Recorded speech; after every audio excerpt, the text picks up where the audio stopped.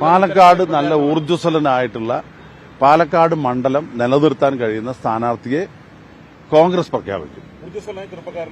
അല്ല, ഊർജ്ജസ്വലം എന്ന് പറയുന്നത് സ്ഥാനാർത്ഥിയായിട്ട് മത്സരിക്കാൻ കഴിവുള്ള ഒരാളെന്നാണ് ഞാൻ ഉദ്ദേശിച്ചത്. അങ്ങനെയൊന്നും തീരുമാനിച്ചിട്ടില്ല. അത്തരത്തിലൊന്നും തീരുമാനിച്ചു. ഊർജ്ജസ്വലത എന്ന് പറഞ്ഞാൽ വനിതയ്ക്കും പുരുഷനൊക്കെ ഊർജ്ജസ്വലത ഉണ്ടാവും. ഊർജ്ജസ്വലതയുള്ള സ്ഥാനാർത്ഥിയായിരിക്കും പാലക്കാട്. പാലക്കാട് ആരായിരിക്കും സ്ഥാനാർത്ഥി? അതായത് രാഹുൽ മാങ്കൂട്ടത്തിന്റെ സ്വന്തം പാലക്കാട്ട് ആര് മത്സരിക്കും? ഇങ്ങനെ ഒരു ചോദ്യം തന്നെ ഉയരുന്നത് രാഹുൽ മാങ്കൂട്ടം കോൺഗ്രസിൽ നിന്ന് പുറത്തു നിൽക്കുന്നത് കൊണ്ടാണ് ഇത്തരം ഒരു ചോദ്യം ഉയരുന്നത്. അതല്ലെങ്കിൽ അവിടെ രാഹുൽ തന്നെ എന്നുള്ള കാര്യത്തിൽ നമുക്ക് പിന്നെ ഒരു ചോദ്യമോ അല്ലെങ്കിൽ ഒരു കൺഫ്യൂഷനോ ഒന്നും തന്നെ ഇല്ല. ഇവിടെ രാഹുൽ മാങ്കൂട്ടം കോൺഗ്രസിൽ നിന്ന് പടിക്ക് പുറത്തു നിൽക്കുന്നു. കോൺഗ്രസ് പാലക്കാട്ട് ആരെ സ്ഥാനാർത്ഥിയാക്കുമെന്നുള്ള ചോദ്യങ്ങൾ ഉയരാൻ തുടങ്ങിയിട്ട് കാലങ്ങളായിട്ടുണ്ട്. കൃത്യമായി പറഞ്ഞാൽ രാഹുൽ മാങ്കൂട്ടത്തിനെതിരെ ഉയർന്നു വന്നിരിക്കുന്ന ആ ആരോപണങ്ങൾ പൊട്ടിമുളച്ച ആ നിമിഷം മുതൽ രാഹുൽ വീണ്ടും പാലക്കാട് മത്സരിക്കുമോ, മത്സരിക്കില്ലേ, ഇനി രാഹുൽ മത്സരിച്ചില്ലെങ്കിൽ പാലക്കാട് കോൺഗ്രസിന്റെ സ്ഥാനാർത്ഥി ആരാണ് എന്നൊക്കെയുള്ള വലിയ ചോദ്യങ്ങൾ ഇങ്ങനെ നിരന്തരം ചർച്ചയായിക്കൊണ്ടിരിക്കുമ്പോഴാണ് വി.കെ. ശ്രീകണ്ഠൻ, പാലക്കാടിൻ്റെ MP, കോൺഗ്രസിൻ്റെ പാലക്കാട്ടെ നേതാവ് വി.കെ. ശ്രീകണ്ഠൻ്റെ വലിയ ഒരു സംസാരം നമ്മൾ കേൾക്കാനിടയായത്. ഊർജ്ജസ്വലനായ പാലക്കാട് നിലനിർത്താൻ കെൽപ്പുള്ള ഒരാൾ തന്നെ നേതാവാകും. അപ്പോൾ ചോദ്യങ്ങൾ തിരിച്ച് ഊർജ്ജസ്വലനായ യുവ നേതാവാണോ? അങ്ങനെയാണെങ്കിൽ രാഹുൽ മാങ്കൂട്ടമാണ് എന്നുള്ള കാര്യത്തിൽ സംശയമില്ല. രണ്ടാമത്തത്, ഊർജ്ജസ്വലൻ എന്നതുകൊണ്ട് ഉദ്ദേശിച്ചത് പുരുഷന്മാരാരെങ്കിലുമാണോ, യുവാക്കൾ ആരെങ്കിലുമാണോ, വനിതകളായിക്കൂടെ എന്നൊക്കെയുള്ള ചോദ്യങ്ങൾ. എന്തായാലും വി.കെ. ശ്രീകണ്ഠൻ്റെ ആ സംസാരത്തിൽ നിന്ന് ഒളിഞ്ഞും തെളിഞ്ഞും പറഞ്ഞും പറയാതെയും പറഞ്ഞ കാര്യങ്ങളിൽ ഞാൻ ഉറപ്പിക്കുന്നു അത് രാഹുൽ മാങ്കൂട്ടം തന്നെയാണ്. അല്ലേ? അതാണ് പാലക്കാട് നിലനിർത്താൻ എന്ന് പറഞ്ഞാൽ നിലവിലെ MLA ആരാണ്? രാഹുൽ മാങ്കൂട്ടമാണ്. അപ്പോൾ പാലക്കാട് നിലനിർത്താൻ ക്യാപ്പബിലിറ്റിയുള്ള, കാര്യപ്രാപ്തിയുള്ള, അതിന് പറ്റുന്ന ഒരു വ്യക്തി ഊർജ്ജസ്വലനായിരിക്കുകയും വേണം. അങ്ങനെ നോക്കുമ്പോൾ രാഹുൽ മാങ്കൂട്ടമല്ലാതെ മറ്റ് ആളുകളില്ല. പാലക്കാട് രാഹുലിനുള്ളതാ, രാഹുലിന് തന്നെ വേണം താനും. ഇവിടെ ഇതൊക്കെ നമ്മൾ പറയുമ്പോഴും ആശങ്കയും ചോദ്യവുമായി മുന്നിലേക്ക് എത്തുന്നത് രാഹുൽ പാർട്ടിക്ക് പുറത്താണല്ലോ. പാർട്ടിക്ക് പുറത്ത് നിൽക്കുന്ന ഒരാളെ പാർട്ടി കൈപ്പത്തി അടയാളത്തിൽ UDFന്റെ സ്ഥാനാർത്ഥിയായി പ്രഖ്യാപിക്കുമോ എന്നുള്ളതാണ് ചോദ്യമെന്ന് പറയുന്നത്. അല്ലേ? അതൊരു വല്ലാത്തൊരു ചോദ്യവുമാണ്. നമ്മളെ എല്ലാവരെയും സങ്കടപ്പെടുത്തുകയും നമ്മളെ എല്ലാവരെയും കുഴപ്പത്തിലാക്കുകയും ചെയ്യുന്ന ഒരു ചോദ്യം. പാർട്ടിക്ക് പുറത്ത് നിൽക്കുന്നു എന്നുള്ള ഒരു കാരണം കൊണ്ട് അയാളെങ്ങാനും പാലക്കാട്ടെ സ്ഥാനാർത്ഥിയാവാതിരിക്കുമോ എന്നുള്ളതാണ് എൻ്റെ വലിയ ഒരു ആശങ്കയായി എൻ്റെ മനസ്സിൽ നിൽക്കുന്നത്. ഒരു കാര്യം ഉറപ്പാ, രാഹുൽ മാങ്കൂട്ടം പാലക്കാട് എന്തായാലും സ്വതന്ത്ര സ്ഥാനാർത്ഥിയായിട്ട് അയാൾ മത്സരിക്കില്ല. അതല്ല, ഇനി മറ്റെവിടെയെങ്കിലും ഏതെങ്കിലും മുന്നണിയുടെ ഭാഗമായിട്ടും രാഹുൽ പാലക്കാട് മത്സരിക്കൂല. പാലക്കാട് എന്നല്ല, കേരളത്തിൽ എവിടെയും രാഹുൽ മത്സരിക്കില്ല. അയാൾ മത്സരിക്കുകയാണെങ്കിൽ 100% ഷുവർ അയാൾ കോൺഗ്രസിൻ്റെ UDFന്റെ സ്ഥാനാർത്ഥിയായിട്ട് തന്നെയായിരിക്കും മത്സരിക്കുക. മനസ്സിലായില്ലേ? അവിടെ ഇപ്പോൾ കഴിഞ്ഞ ലാസ്റ്റ് ഈ അറസ്റ്റിന് ശേഷം രാഹുൽ നടത്തിയ ഒരേ ഒരു ആ ഇൻ്റർവ്യൂ പോലും പാലക്കാട് ഇനി മത്സരിക്കുമോ എന്നുള്ള ചോദ്യത്തിന് രാഹുൽ പറഞ്ഞ മറുപടി അത് പാർട്ടി തീരുമാനിക്കുമെന്നാണ്. അല്ലേ? പാർട്ടി എന്താണോ തീരുമാനിക്കുന്നത് അതായിരിക്കും. അതിനപ്പുറത്തേക്ക് രാഹുൽ വളരെ കൃത്യമായിട്ട് വളച്ചുകെട്ടുകളില്ലാതെ എവിടെയും തൊടാതെയും പിടിക്കാതെയുമുള്ള സംസാരമല്ല നടത്തിയത്. വളരെ കൃത്യമായിട്ട് അയാളുടെ നിലപാട് പറഞ്ഞു വെച്ചിട്ടുണ്ട്. പാർട്ടി തീരുമാനിക്കും. അപ്പോൾ ചോദിച്ച ചോദ്യം, നിങ്ങൾ പാർട്ടിക്ക് പുറത്താണല്ലോ, അതിനുള്ള മറുപടി നിങ്ങളെ എല്ലാവരെയും ഞാൻ കേൾപ്പിച്ചതാണ്. ഇനി വീണ്ടും ഞാനത് കേൾപ്പിക്കുന്നില്ല. അല്ലേ? പാർട്ടിക്ക് പുറത്ത് എന്ന് പറഞ്ഞാൽ പാർട്ടിക്ക് രാഹുലിനെ പുറത്ത് നിർത്താം. പക്ഷേ രാഹുലിന് അയാളുടെ മനസ്സിൽ നിന്ന് പാർട്ടിയെ പുറത്തു നിർത്താൻ കഴിയില്ല. ഇതിലും വലിയ വ്യക്തമായ നിലപാടുകൾ എന്താ? പക്ഷേ അവിടെയും ചില സൂചനകളില്ലേ? പാർട്ടി തീരുമാനിക്കുമെന്ന് പറയുമ്പോൾ അയാൾ എന്തൊക്കെയോ ഉറപ്പിച്ചിട്ടുണ്ടല്ലോ. പാലക്കാട് മത്സരിക്കാൻ കഴിയും, സ്ഥാനാർത്ഥിയാകും എന്നുള്ള കാര്യം അയാൾ ഉറപ്പിച്ച മട്ടാണല്ലോ അയാൾ പറയുന്നത്.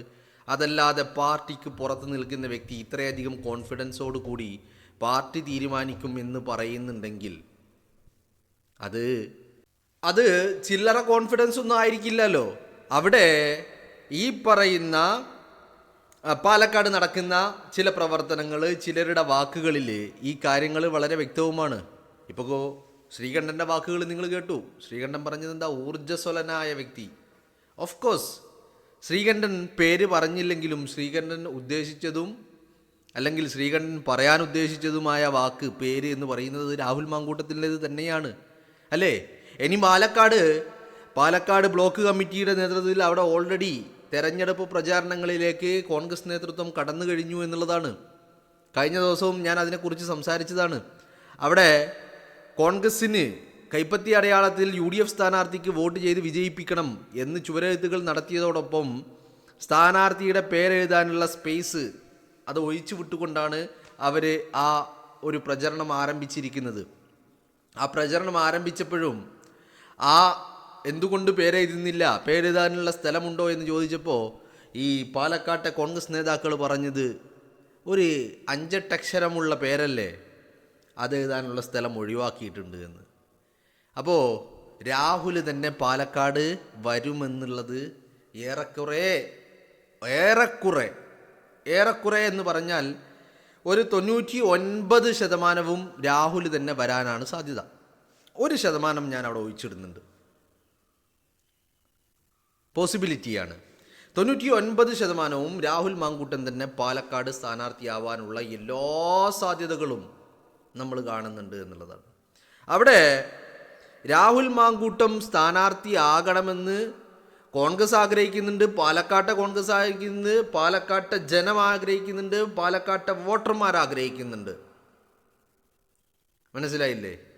ഇനി കോൺഗ്രസിന് മുന്നിലുള്ള പ്രതിസന്ധി എന്ന് പറയുന്നത് അവിടെ ഒരു ഉയർന്നു വന്ന പരാതികളോ ആരോപണങ്ങളോ ഇതിൻ്റെയൊക്കെ അടിസ്ഥാനത്തിൽ പാർട്ടി ഒരു നടപടിയെടുത്ത് അയാളെ പുറത്ത് നിർത്തിയതാണ്, അല്ലേ? അങ്ങനെ നിർത്തിയത് മാത്രമാണ് കോൺഗ്രസിന് മുന്നിലുള്ള പ്രതിസന്ധി. കാരണം പാർട്ടിക്ക് പുറത്ത് നിൽക്കുന്നു എന്നുള്ള ഒരു പ്രതിസന്ധി മാത്രമാണ് രാഹുൽ മാങ്കൂട്ടത്തിലിനെ പാലക്കാട് സ്ഥാനാർത്ഥിയാക്കാൻ കോൺഗ്രസ് മുന്നിൽ വലിയ വിലങ്ങുതടിയായിട്ട് നിൽക്കുന്നത്. അതിനപ്പുറത്തേക്ക് വിജയപരാജയങ്ങളെക്കുറിച്ചൊന്നും ഒരു ആശങ്കയുമില്ല. മനസ്സിലായില്ലേ? കാരണം രാഹുൽ പാലക്കാട് മത്സരിച്ച് കഴിഞ്ഞാൽ വിജയിച്ച് കയറുമെന്നുള്ള കാര്യം ഉറപ്പാണ്. അതുകൊണ്ട് തന്നെ അത്തരം ആശങ്കകൾ പാർട്ടിക്ക് എന്താണെങ്കിലുമില്ല. പിന്നെ പാർട്ടിക്കുള്ള പ്രതിസന്ധി എന്താണ്? രാഹുൽ മാങ്കൂട്ടം പുറത്തു നിൽക്കുന്നു എന്നുള്ള പ്രതിസന്ധിയാണ് അവിടെ. അപ്പോൾ നിങ്ങൾ ചോദിക്കും, എന്നാൽ പിന്നെ അയാളെ തിരിച്ചെടുത്താൽ പോരെയെന്ന്. അത് അത്ര ഈസിയായ ഒരു കാര്യമല്ല ഒറ്റയടിക്ക് രാഹുൽ മാങ്കൂട്ടത്തിനെ പാർട്ടിയിലേക്ക് തിരിച്ചെടുക്കുക എന്ന് പറയുന്നത്, അതും ഇങ്ങനെ ഒരു ഘട്ടത്തിൽ. ഇപ്പോൾ കോടതി വിധികളൊക്കെ, ട്രയലും വിചാരണയും ഒക്കെ കഴിഞ്ഞ് കോടതി വിധികൾ വന്നതിന് പിന്നാലെയാണെങ്കിൽ അയാളെ പാർട്ടിയിലേക്ക് തിരിച്ചെടുക്കുന്നതിൽ പാർട്ടിക്ക് യാതൊരുവിധ ആശങ്കകളുമില്ല. പക്ഷേ ഒരു കേസ് 1 അല്ല 2 അല്ല 3 പരാതികൾ കോടതിയിൽ നിലനിൽക്കുമ്പോൾ, കാരണം നിലനിൽക്കുക എന്ന് പറഞ്ഞാൽ അത് അതിൻ്റെ ട്രയൽ പീരീഡിലേക്കോ മറ്റൊന്നും കടന്നിട്ടില്ല. കാരണം ഒരു പരാതി കോടതിക്ക് മുന്നിൽ എത്തിക്കഴിഞ്ഞാൽ കോടതിയുടെ നടപടിക്രമങ്ങൾ എന്താണ്? സാധാരണഗതിയിൽ അത് വ്യാജമാണെന്ന് ഒറ്റയടിക്ക് ഒരു നോട്ടത്തിൽ മനസ്സിലാക്കിയാലും അത് കണ്ടെത്തിയാലും പിന്നീട് അങ്ങോട്ട് അതിൻ്റെ പുറത്ത് ഈ ട്രയല് വിചാരണകൾ നടക്കേണ്ടതുണ്ട്, വാദങ്ങളും പ്രതിവാദങ്ങളും നടക്കേണ്ടതുണ്ട്. അതൊക്കെ നടന്നതിന് ശേഷമേ ഒരു അന്തിമ വിധി കോടതി പറയുകയുള്ളൂ. അപ്പോൾ അങ്ങനെ ഒരു അന്തിമ വിധി കോടതിയുടെ ഭാഗത്തുനിന്ന് ഉണ്ടാകുന്നത് വരെ രാഹുൽ മാങ്കൂട്ടത്തിനെ തിരിച്ചെടുക്കുക എന്ന് പറയുന്നത് ഒരു ഈസി പ്രോസസ്സായിട്ട് കാണാൻ കഴിയില്ല. അതുകൊണ്ട് തന്നെയാണ് അതൊരു വലിയ പ്രതിസന്ധിയായിട്ട് കോൺഗ്രസിന് മുന്നിൽ നിൽക്കുന്നത്. മനസ്സിലായില്ലേ? അപ്പോൾ ആശാവഹമായ പ്രതീക്ഷ നൽകുന്ന ചില വാക്കുകൾ എന്താണെങ്കിലും കോൺഗ്രസ് നേതൃത്വത്തിൻ്റെ വായിൽ നിന്ന് വരുന്നുണ്ട്. അതോടൊപ്പം തന്നെ ചില കാര്യങ്ങൾ നമ്മൾ ചേർത്ത് വായിക്കേണ്ടതുണ്ട്. ഇപ്പോൾ കോൺഗ്രസിൻ്റെ ആദ്യ പട്ടിക നിലവിലെ സംവരണ സീറ്റുകളിൽ, അതുപോലെ ഈ പറയുന്ന സിറ്റിംഗ് സീറ്റുകളിലൊക്കെ ആദ്യ പട്ടിക പുറത്തു വരുന്നത് ഈ സിറ്റിംഗ് സീറ്റുകളിലും സംവരണ സീറ്റുകളിലുമാണ്. ആ ആദ്യ പട്ടിക പുറത്തു വരുമ്പോൾ സിറ്റിംഗ് സീറ്റായ പാലക്കാട്ടെ സ്ഥാനാർത്ഥി ആരാണെന്ന പ്രഖ്യാപനം ഉണ്ടാവില്ല എന്നാണ് കേൾക്കുന്നത്.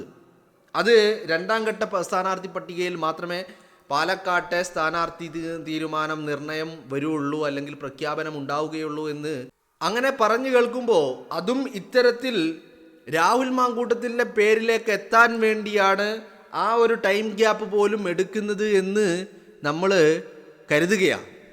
കരുതാനുള്ള കാരണം മറ്റൊന്നുമല്ല, രാഹുൽ പാലക്കാട്ട് വേണം, പാലക്കാടിൻ്റെ സ്ഥാനാർത്ഥിയായി വേണമെന്ന് പാലക്കാട് നിന്നും പാലക്കാട്ട് കോൺഗ്രസിൽ നിന്നും പാലക്കാട്ടെ വോട്ടർമാരിൽ നിന്നുമുള്ള ആവശ്യങ്ങളും ശബ്ദങ്ങളും ഉയരുന്നുണ്ട് എന്നുള്ളതാണ്.